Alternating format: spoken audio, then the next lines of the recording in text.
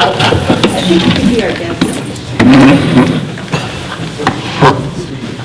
came in a little late and I want to make sure I'm paid for. Thank you. Thanks for the welcoming. Thanks for the turnout. I appreciate the opportunity. I'd like to start like I start town board meetings.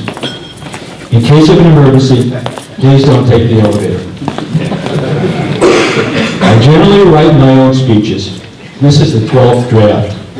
I'd like to thank Lisa Fissner for putting up with me. Just in case I offend anyone, I want to apologize now. I'm sorry.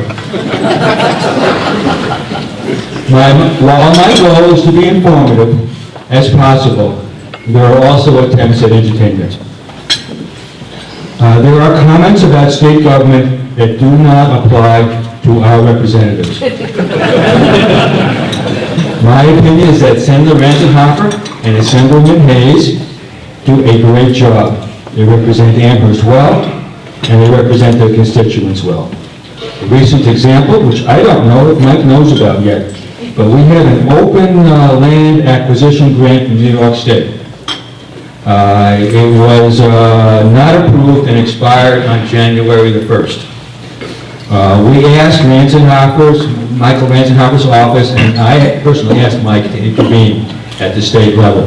I was notified last night, that they have extended our grant, approved seeker, and approved SHPO.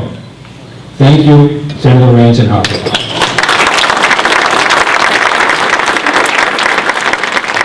In order to close on these 5 parcels, we have to get an appraisal and clear the title.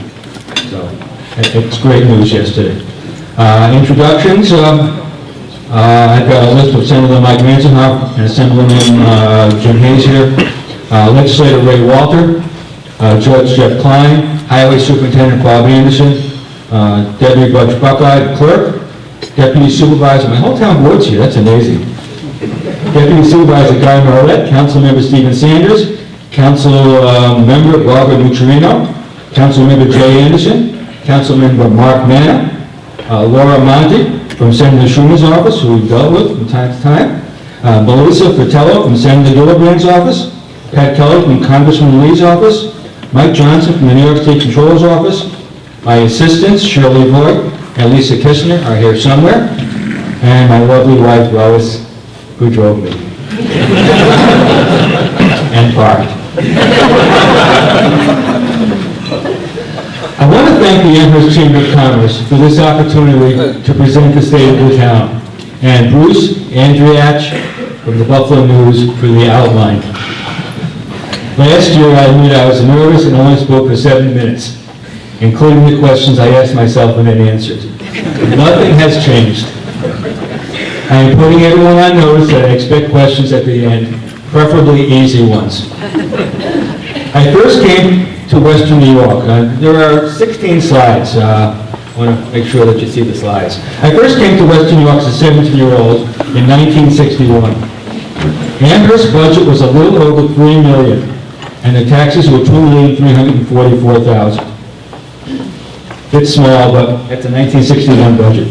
The supervisor was paid $11,079, which I think is pretty good, because 8 years later I was a doctor, and I didn't make that much money. 50 years is a long time ago.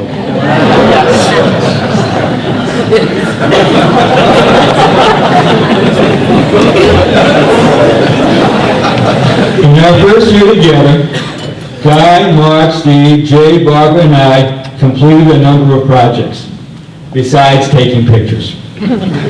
Our number one priority was a budget that didn't raise the tax levy. Approximately $6.5 million was cut in expenses to achieve a net reduction of $3.7 million in order to balance a budget with a sustainable, and that's the key, sustainable use of reserves. Other projects included the merger of youth and recreation, with Guy taking the leadership role. The Edwardsville Task Force, recommendations by Steve. The wellness program led by Mark. A comprehensive plan review from Barbara. Work with our veterans by Jay, and my work toward an independent, autonomous museum. Perhaps the biggest accomplishment of all, we generally got along. Some of us all the time. We created shorter, more functional meetings. We changed the atmosphere throughout Amherst to a business-friendly culture of cooperation, replacing a culture of confrontation. A recent example is the Industrial and Commercial Incentive Board meeting of January 25th, where Amherst, Sweet Home, and Williamsville school districts, the village of Williamsville, and the town agreed to a unified 485B incentive for the redevelopment of the older areas of Amherst, where Steve, as liaison, took a leadership role. Accomplishments of this town board include the implementation of New York State Retirement Incentive Part A, accepted by 13 employees, with no new hires. Net savings are $866,000. The transfer of 3 employees to the new museum yielded $224,000 in savings.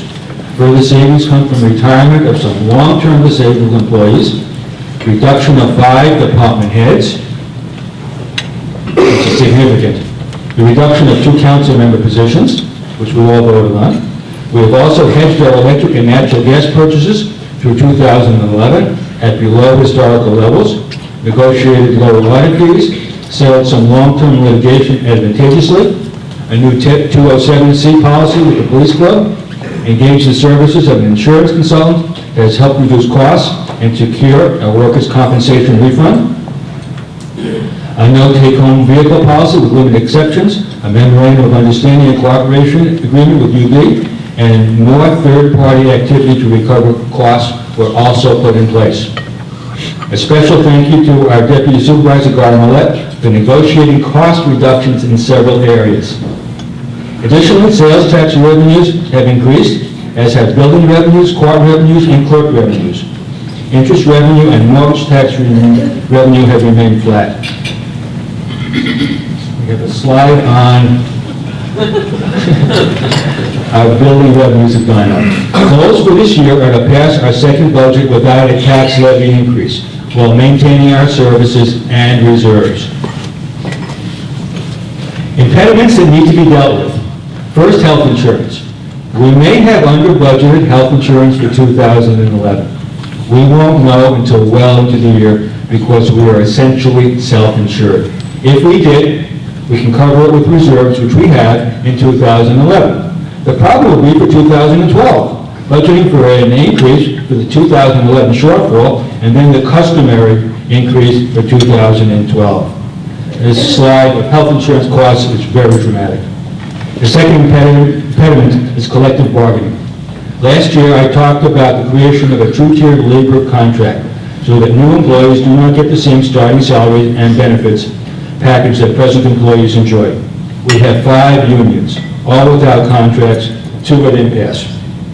They are not going to be happy to hear they got their increase in health care premium dollars.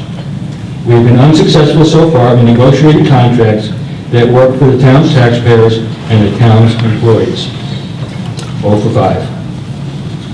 Additional goals for 2011. To privatize 1 or 2 more areas.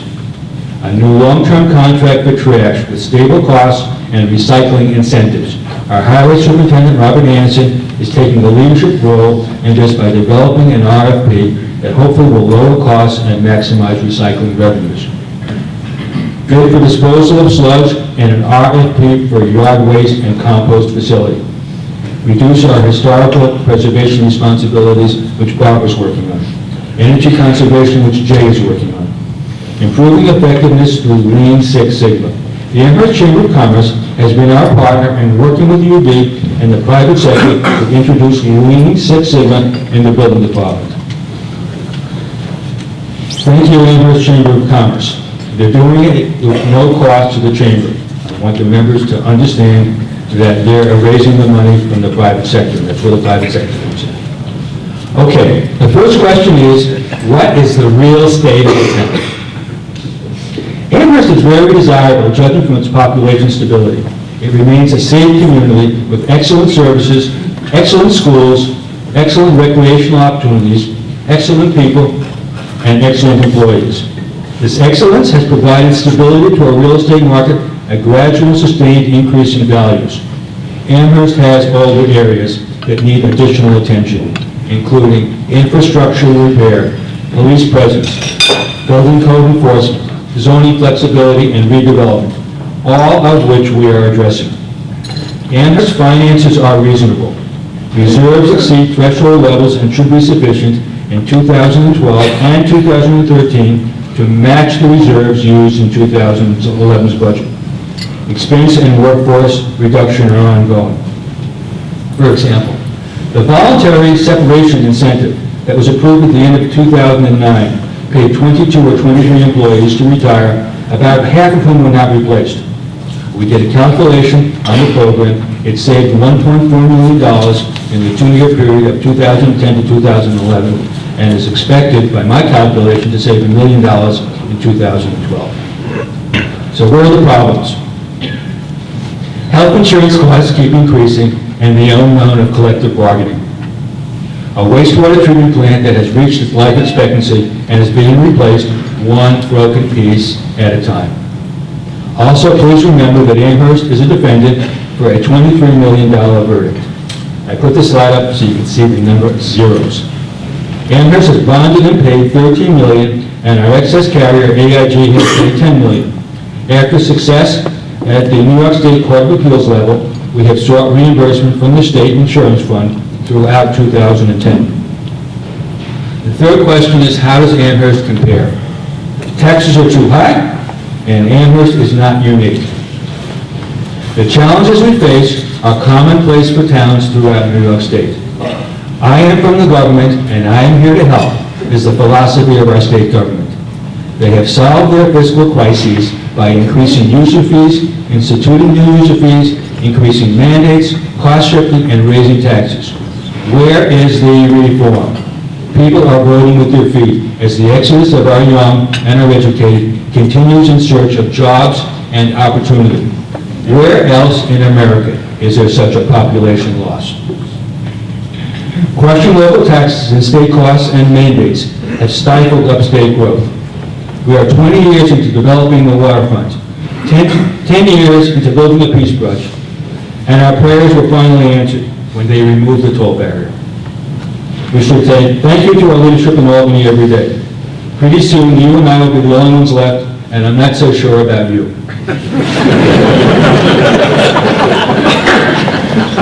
This long-term malaise could be improved.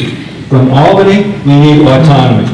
Freedom from the Taylor Law, Tri-Borough, WICS, high electric costs, workers' compensation, liability laws, and oppressive state mandates.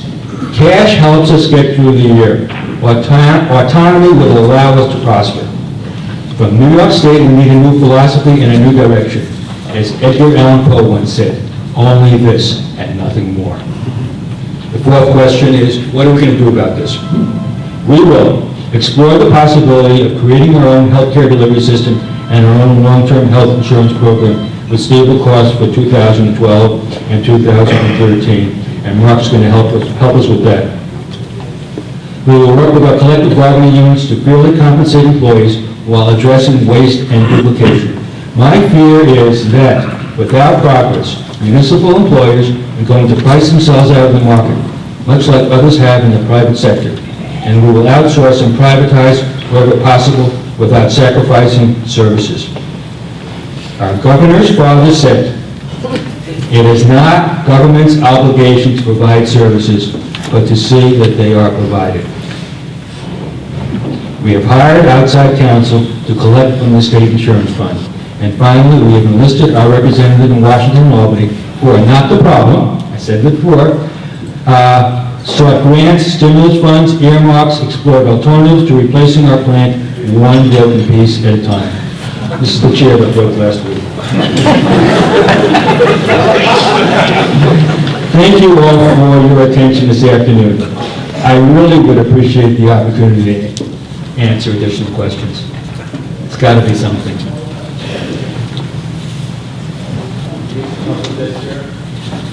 I'm going to have to plan questions next year then. Okay.